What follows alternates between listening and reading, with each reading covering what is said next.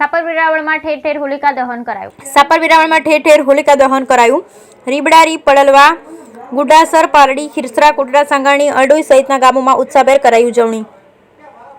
ગતરોજ સાપર વેરાવળમાં સાંજના શુભ મુહૂર્તમાં હોલિકા દહનના કાર્યક્રમની શરૂઆત કરવામાં આવી, જેમાં વેરાવળ ગામના મુખ્ય ચોક અને સાપર ગામ સહિત new Anjani society, Ashray society, વેરાવળની Sarvodaya society, Akshardham society, Shri Harinagar housing society સહિતના વિસ્તારોમાં વૈદિક હોળી તૈયારી કરાઈ હતી, જેમાં મોટી સંખ્યામાં ગાયના છાણાની ગોઠવણ કરી સાંજના શુભ મુહૂર્તમાં પ્રગટાવવામાં આવી.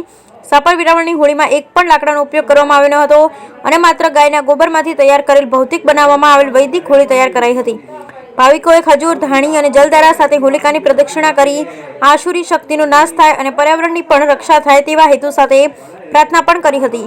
સાપર વેરાવળમાં હોલિકાના દર્શન કરવા જેમને ત્યાં પુત્રનો જન્મ થયો હોય તેઓ પોતાના પુત્રની વાડ કાઢે છે, જેમાં બાળકને લઈને હોળીની પ્રદક્ષિણા કરી બાળકની રક્ષાની કામના કરે છે. અનેક જગ્યાએ હોળીના દર્શન કરવા વાડો વાજતે ગાતે ડીજેના તાલે હોલિકાના દર્શન કરવા પહોંચી હતી, જેમાં મોટી સંખ્યામાં લોકો એકત્ર થઈ દર્શન કર્યા, પોતાની તેમજ પરિવારની મનોકામના પૂર્ણ થાય તે માટે પ્રાર્થના કરી. Bureau report Pankaj Tilavat, Sapar Veraval, Rajkot.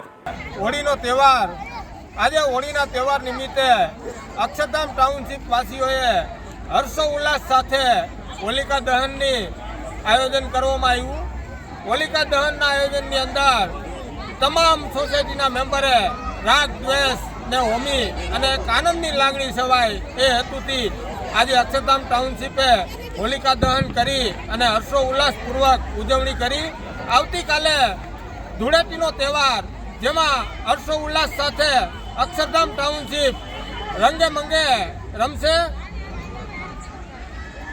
બોલો મંડો.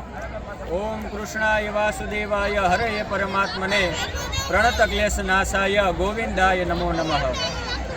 આજ રોજ દર વર્ષની જેમ 2024ના પણ અક્ષરધામના આંગણે જેમ દર વર્ષે અમે હોલિકા દહનનો કાર્યક્રમ કરીએ એવી રીતે આ વર્ષે પણ આજ રોજ હોલિકા દહન કરવામાં આવ્યું.